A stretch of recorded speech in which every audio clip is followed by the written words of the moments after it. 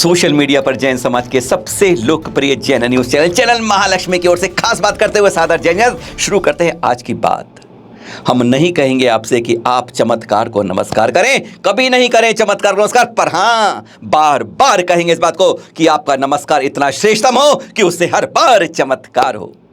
हम नहीं कहते कि आप कहीं घूमने जाएं, यहाँ जाएं, वहाँ जाएं, नहीं, पर हाँ यहाँ इतना जरूर कहेंगे जहाँ आचार्य श्री विद्यासागर जी, आचार्य श्री वर्धमान सागर जी, आचार्य श्री देवनंदी जी, आचार्य श्री पदम नंद जी, आचार्य श्री विराग सागर जी, आचार्य श्री विभव सागर जी, आचार्य श्री विशुद्ध सागर जी, आचार्य श्री प्रमुख सागर जी, पता नहीं कितने आचार्य, मुनि पुंगव सुधा सागर जी, सरल सागर जी, समय सागर जी, नेमी सागर जी, अभय सागर जी, विरंजन सागर जी, इतने संतों के साथ नहीं, ज्ञानमती माता जी, विज्ञाश्री माता जी, अनंतमती माता जी, गुरुमाती और पता नहीं कितनी आरिकाएं यहाँ पर आ चुकी हैं। आज वहाँ की बात करेंगे जहाँ पर लोग शास्त्रों के अध्ययन करते हैं हर जगह, पर यहाँ पर तो क्षेत्र का चिंतन करने मने आचार्य ज्ञान सागर जी भी ऐसे ही क्षेत्र के, आज वहाँ की बात करेंगे, वहाँ जरूर आइएगा एक बार।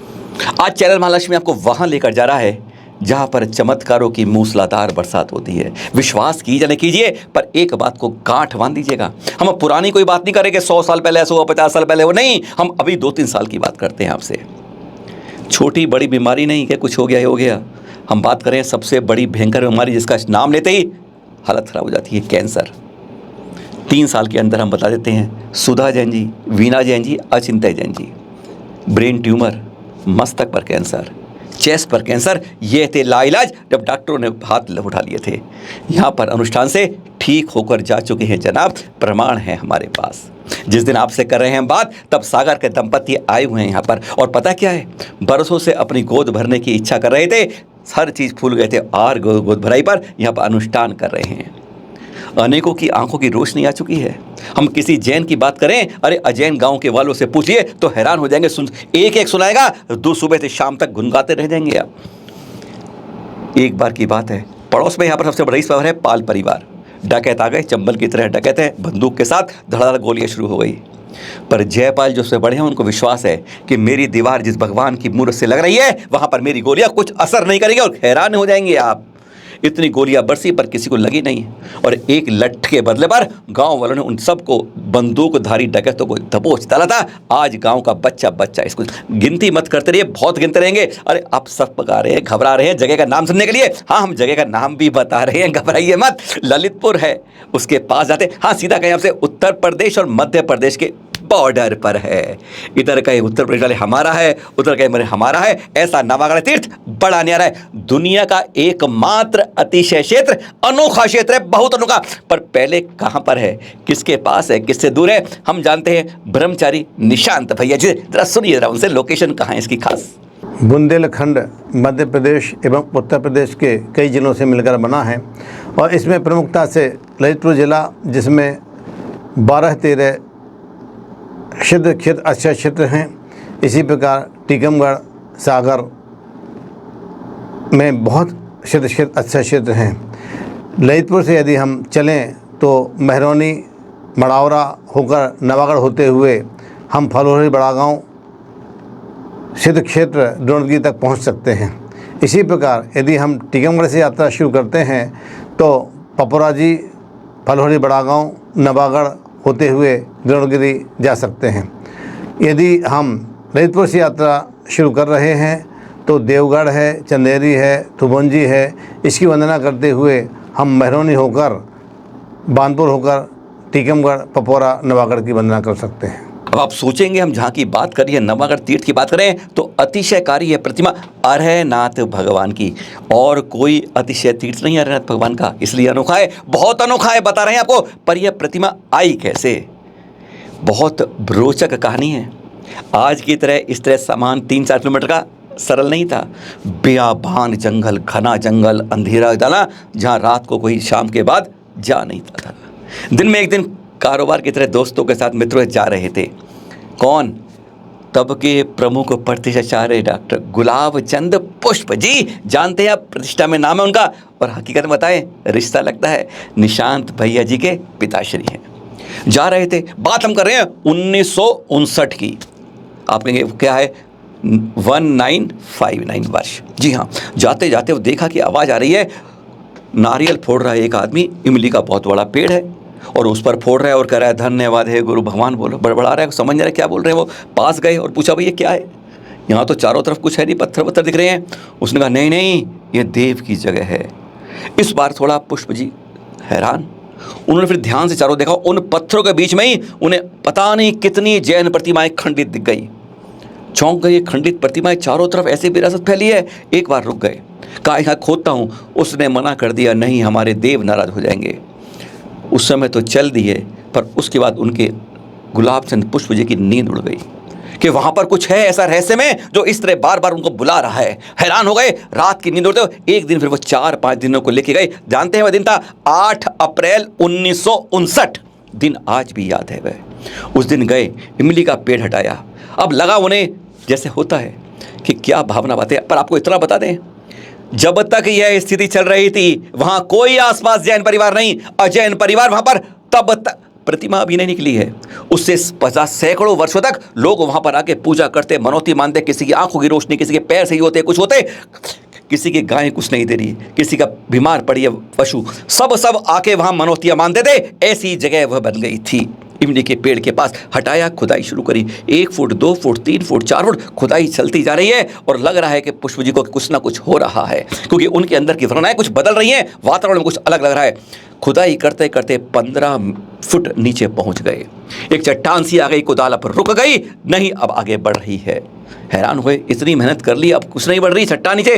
तो देखा वह भॉयर था जिसका चित्र आप ये देख रहे हैं, ये 2 हिस्सों में टूट गया था। इसको उल्टा किया गया और फिर नीचे यही प्रतिमा 4.25 फुट की, 4 फुट 9 इंच की आर्यनाथ भगवान की खड़गासन श्याम प्रतिमा सामने नजर आ गई, जिसका मूल स्वरूप देख रहे हैं आप। बदल दी इसने किस्मत, रंग बदल गया, गांव बदल गया, अरे जीने का ढंग बदल गया। जिसने कुछ मांगा उसे स्वतः मिल गया। ये देखिएगा, विश्वास कीजिएगा, इतना कह रहे हैं, एक बार नजर उठकर देख लिया आपने, पलक बदलना भूल जाओगे, छपकना भूल जाओगे, चेहरे पर मुस्कुराहट अपने आप आ जाएगी, जैसे किसी तरह आपको इस शक्ति ने बांध दिया है। ऐसा आकर्षण है यहाँ पर। कहते हैं यहाँ पर अनुष्ठान करने से, जाप करने से मनोकामनाएं अपने आप फलीभूत होती हैं। इसके हमने कई यहाँ पर आके प्रमाण देख लिए, कुछ आपको बता भी दिए। ऐसी सुंदर अद्भुत मूर्त जैसे कहीं और आर्यनाथ भगवान की दिखती ही नहीं है। आपने अतिशय क्षेत्र बहुत देखे होंगे, महावीर जी से लेके बहुत ज़्यादा देखे होंगे। हम तो कहते हैं तिजारे पहुँच के, पर ऐसा अतिशय क्षेत्र विश्वास कीजिए आपने आज तक नहीं देखा होगा। प्रतिमा का अतिशय देखा, चमत्कार हर जगह होते हैं, नमस्कार ही ऐसा होता है इसका चमत्कार बन जाता है, पर यहाँ पर वह बात नहीं है।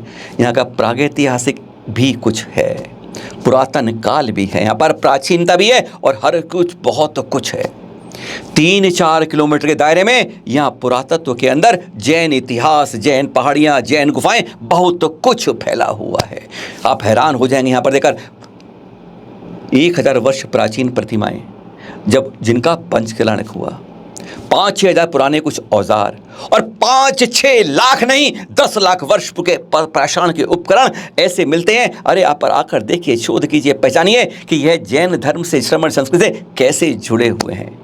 आप जब यहाँ आएंगे हैरान हो जाएंगे, जब यहाँ के इतिहास को जान। अरे अभी शोध चल रहा है, 1 शोध कर चुके हैं, 2 का शोध जारी है, और आप जब आएंगे आप अपना खोज करते रहिए। हर कोई खोज करता है और एक नई चीज रोज निकलती है यहाँ से। ऐसी धरा आज भी जैसे आपको पुकार रही है। अब कुछ दिखा देते हैं आपको झलकी भर। 1066वीं ईस्वी की है आदिनाथ भगवान की क्षतिग्रस्त प्रतिमा। नीचे चिन्ह ऋषभ का दिख रहा है, प्रशस्ति दिख रही है। इतनी प्राचीन प्रतिमा देखकर आनंदित कर रही है। एक और प्रतिमा देख लीजिए, अकलंक और निकलंक जी की यह जोड़ी की पाषाण प्रतिमा क्या कर रही है? बाएं हाथ में ताम्र का शास्त्र और दाएं हाथ में कलम, कुछ लिख रही है, साफ बता रही है, गुरुकुल का संकेत दे रही है। और तभी तो यहाँ पर ब्रह्मचारी निशांत भैया ने खोल दिया है नवागढ़ गुरुकुलम भी। और ये अनोखी पाषाण प्रतिमा दुनिया की शायद एकमात्र मयूर पिच के साथ उपाध्याय परमेश्वरी की प्रतिमा, शायद दुनिया में ऐसी कोई और आपको नहीं मिलेगी। हजारों वर्ष प्राचीन प्रतिमाएं यहाँ बहुत कुछ अपने आप बोलती हैं। और ये देखिए एक अजूबा, ताम्र की पार्श्वनाथ जी की यह प्रतिमा, क्या अजूबा है? 1586 ईस्वी की, इसमें चारों तरफ इस प्रतिमा के प्रशस्ति है, कभी नहीं देखी होगी आपने। दूसरी बात देखिएगा, आसन पर नीचे धड़ेन पद्मावती अपने वाहन के साथ है, और साथ में देखिए यह किस आसन पर केवल भगवान के मूर्ति में नितंब है? जंघा और पैर उस आसन से बाहर हैं, ऐसी लगता है जैसे अधर में भगवान समोशरण के अंदर बैठे हों। गजब की अनोखी प्रतिमा है। इस नवागढ़ अतीय क्षेत्र में ना 1, 2, 10, 50 नहीं, हजारों प्रतिमाएं हैं ऐतिहासिक। एक एक का वर्णन करते रहे तो दिन रात कहीं लग जाएंगे। अरे आप जब आएंगे शोध करते जाएं और नई जानकारी खुद निकालें, आप देखते रह जाएंगे, हैरत अंगेज होंगे इन हजारों वर्ष प्राचीन प्रतिमाओं को देखकर। अजूबे ही अजूबे हैं यहाँ। अब आपको दिखाते हैं ये चंदेल कालीन बावड़ी का चित्र। 40 फुट चौड़ी है, 35 फुट गहरी है और यहीं से अधिकांश मूर्तियाँ देखते हैं ना अंदर रखी हैं वहाँ, वो सब अधिकांश यहीं से निकली है। पुरातन काल के उपकरण निकलते हैं। कहते हैं जब भी कोई एक बार जाते हैं नई खोज लेकर बाहर आते हैं। 1961 में गर्भगृह की खुदाई हो रही थी वहाँ, तो वहाँ पर महावीर स्वामी की एक प्रतिमा निकली और क्या था, उसका सर नहीं था, धड़ में नीचे चिन्ह भी था। और अब जान 2 साल पहले 2020 में जब इस बावड़ी में अंदर गए तो यहाँ से निकला तो उस प्रतिमा का मस्तक मिला। ऐसे ऐसे अजीब होते हैं। पर खास बात, यहाँ के गांव का बच्चा जानता है, आपको बता देते हैं, जाए तो गलती मत कर लेना। यहाँ के पत्थर बड़े आकर्षक लगते हैं, लोग यहाँ से लेके जाएं, नहीं उठाना भी मत पत्थर को। जो पत्थर यहाँ से उठाकर लेके गया उसका जीवन अशांत हो गया, भय कालित हो गया, कांपता था, रात को नींद उड़ जाती थी जब तक वह पत्थर वापस वही नहीं पहुँचता था। इसलिए गलती मत कर लेना। पत्थर आकर्षक है, बहुत लगता है, पर कभी उठाने की कोशिश मत करना। और अजीब बात बताएं, गजब की बात, तेंदू के पेड़ हर जगह में छोटे छोटे होते हैं, पौधे, फल होता है, खाते हैं, कुछ बेचते भी हैं। यहाँ पर तेंदू के पेड़ 50 फीट से ज़्यादा लंबे हैं। शायद पूरे क्षेत्र में, क्या पूरे एरिया में कहीं आपने इतने लंबे तेंदू के पेड़ देखे नहीं होंगे। हर पर फल लगते हैं। और ख़ास बात, आप वहाँ खड़े होके खरीदना नहीं है, जितने मर्जी खाइए, 1 खाइए, 2 खाइए, 4 खाइए, 5, 10 खाइए, पर भूल के भी एक भी लेकर मत जाइएगा, बेचना मत। अगर कोई लेकर चला गया और उसने खा लिया, समझ लिए वो उसी समय बीमार पड़ गया। और यहाँ पर खड़े होकर अपने सैकड़ों खा लिए, कभी कोई कुछ नहीं होगा। लेकर गए, बेच दिया आपने, तो समझ लिए निश्चित आप बीमार पड़ जाएंगे। यह है यहाँ के तेंदू के पत्तों के फलों की खास बात। दक्षिण में तो तमिलनाडु में जाओ, कर्नाटक जो आपने बहुत देखे होंगे, मुनियों की गुफाएं, जहाँ वो शयन करते थे, ध्यान लगाते थे, शांत रहकर संलेखना तक ग्रहण करते थे। पर अगर आपको उत्तर में कहीं देखनी है तो आपको नवागढ़ देखो। यहाँ पर 2.5-3 किलोमीटर में इस तरह की अनेकों जैन गुफाएं हैं, प्राचीन प्राकृतिक बनी हुई। जैसे कहते हैं ना, जो प्रकृति बनाती है, ऐसी अजूबी प्रतिमाएं, घुस नहीं पाते अब अंदर। ऐसे दृश्य देखकर हैरान हो जाते हैं हम और आप। जहाँ पर अंदर जाते हैं, जाने का रास्ता बड़ा गजब, बड़ी निराली गुफाएं आज भी दिखती हैं, किस तरह हमारे मुनि तप ध्यान करते थे। कुछ गुफाओं के बारे में आपको बता देते हैं, यहाँ की शिलाओं के बारे में बता, जिससे आपको हैरान हो। हमेशा रोचकता से आइएगा। जब आएंगे, लगभग मंदिर से 3 किलोमीटर दूर पर है, 5 स्टोन के पास ही है कच्छप शिला। कच्छप समझ गए आप, कछुए के शेप में 25 फुट ऊंची, लंबी है, 15 फुट ऊंची है, बिल्कुल कछुए की तरह लगती है। जब इसके नीचे जाएंगे तो अंदर जाते जाते देखेंगे किस तरीके से गुफा में जाने का रास्ता बना है, जहाँ पर मुनि लोग ध्यान लगाते थे। एकदम इस पर रॉक पेंटिंग और शैल चित्र, हजारों वर्ष प्राचीन क्षेत्र है। चित्र ऐसे देखेंगे, इतनी पुरानी पेंटिंग पुरातत्व वाले पहचानते हैं तो कहते हैं 1000-2000 नहीं, ये तो बहुत प्राचीन लगती हैं। इतनी गुफाएं इतनी प्राचीन बनी हुई हैं कि देख कर वो यहाँ कर हैरान। शोध करिए, जानकारी लीजिए और खुद भी खोद के जाइए। ऐसी है कच्छप शिला। कुछ लोगों को घूमने का बहुत शौक होता है, तीर्थ कर लिया, पर आसपास कुछ मिल जाए, क्या मिलता है, बाग मिलता है, कुछ मिलता है, पर यहाँ पर तो एक एक पत्थर खोज करने वाला है, एक एक गुफा, एक एक शिला। अब आप देख रहे हैं इस समय फाइटोन, पता नहीं किसने नाम बनाया है, क्यों बनाया, ये कैसा किसी भी गांव वाले को नहीं मालूम चला। हमने कई से कोशिश की। कहते हैं यहाँ 5 पत्थर है। पीसा की झुकी मीनार तो सुनिए ना आपने, फ्रांस की, किस तरह झुकी हुई है कि 5-10 डिग्री, ये लगता है गिर ना जाए। पर यहाँ की शिला देखिए, 5 है नहीं, ये 25 फुट ऊंची है, 25 फुट। और कितनी झुकी हुई है, 5, 10, 20, 30 डिग्री नहीं, 40 डिग्री पर, 90 डिग्री, 45 डिग्री और उससे भी नीचे 40 डिग्री तक झुकी हुई है। इस तरीके पर लोग चढ़ के यहाँ पर आके अचानक से फोटो शूट करते हैं, अपनी सेल्फी लेते हैं। इतनी हैरानगी होती है। वास्तव में तो भारत की असली पीसा की झुकी मीनार यहीं दिखती है। गजब हो जाएगा जब इस फाइटोन पर आएंगे, देख कर नैन दर्शन से मुक्त हो जाएंगे। हम क्या क्या बताएं, जिस शिला पर जाते हैं गुणगान लगते हैं, बैलेंस रॉक यहाँ पर। और हमने तो एक खोज हमने करी, गांव वाले कहते हैं ये बैलेंस रॉक इसलिए करिए कि सामने ये खड़ी के ऊपर एक बीच में बिल्कुल एक रॉक पड़ी है जिसके नीचे का रास्ता है, उस पर खड़े हो जाओ, कभी गिरती नहीं है, इस तरह बैलेंस से खड़ी है। पर हमने बताया तुम तो ये कह रही हो बैलेंस रॉक है, हम कहते हैं मानव रॉक है। अब आप दूर से दृश्य देखेंगे, बिल्कुल मानव की आकृति में ये चट्टानें खड़ी हुई हैं, एक सीधी खड़ी है सर बनाए और दो बाजू इस रूप में। यह खोज हमने कर दी चैनल महालक्ष्मी, जब वहां पर यह देखा हैरान हो गए वो, क्योंकि जब आप जाएंगे आप भी नई खोज कोई करके जाएंगे, एक एक शिला को नए रूप में पाएंगे। ऐसी गजब की है। इसके नीचे जाओ, रास्ता निकलता है और नीचे जहां मुनियों का तप त्याग का ध्यान है उस जगह बिल्कुल लेट के जाना पड़ता है, टेढ़े को जाना पड़ता है, बैठने की जगह होती है, लेकिन बड़े गजब गजब के दृश्य हैं। अरे एक बार आकर देखेंगे सचमुच बाग बाग हो जाएंगे और कहेंगे भाई वाह। क्या कहें आपसे, कंटिन्यू करें, रुक जाएं, थम जाएं, बढ़ जाएं। अरेनाथ भगवान का विश्व का एकमात्र अतिशय क्षेत्र जहां अतिशय बोलता है, चमत्कार दिखता नहीं, नमस्कार से होती है मनोकामनाएं पूरी। अनुष्ठान जप तप करता है, कमाल की धूरी करता है। ऐसे हैं अरेनाथ भगवान। एक बार छवि देख ली तो समझ लिए लट्टू हो गए आप, भगवान के आगे नतमस्तक हो गए आप। यही नहीं, आसपास 3 किलोमीटर तक जगह जगह बावड़ी का पूरा इतिहास देख लीजिए। 5-10 लाख का पुराना इतिहास जैसे यहाँ पर छिप, यह तो कुछ भी नहीं है। और जब जब यहाँ खुदाई होगी नया नया इतिहास उभर कर आएगा। आपने मोहनजोदड़ो हड़प्पा देखा है आज तक, एक नवागढ़ भी देख लीजिए आज तक। जिस दिन भी खुदाई होगी नया इतिहास जैनों का सामने आएगा। अरे जो एक बार नवागढ़ गया है दिल में अपने समा कर जाएगा। सादर जय जिनेंद्र, चलते हैं नवागढ़ की ओर।